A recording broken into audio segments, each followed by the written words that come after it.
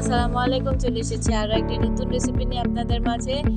আজকে আমার আম্মু এঁকার ডাল দিয়ে বড়া বানাবে। তো ভিজিয়ে রাখা এঁকার ডালগুলো এখন আম্মু পাটায় সুন্দর করে বেটে নিচ্ছে। এই তো এখন ভালোভাবে এগুলো উঠিয়ে নিচ্ছে একটা বাটিতে। এখন এতে কাঁচামরিচ, ধনিয়া পাতা, পেঁয়াজ কুচি, হলুদ মরিচ ও লবণ, আদা রসুন বাটা দিয়ে ভালোভাবে মাখিয়ে নিচ্ছে। এই তো ভালোভাবে মাখিয়ে এখন একটা ফ্রাই প্যানে তেল গরম দিয়ে এখন গরম তেলে একটা একটা করে ভেজে নিচ্ছে। আমার আম্মু প্রায় সময় এরকম বিভিন্ন জিনিস দিয়ে বড়া বানিয়ে থাকে।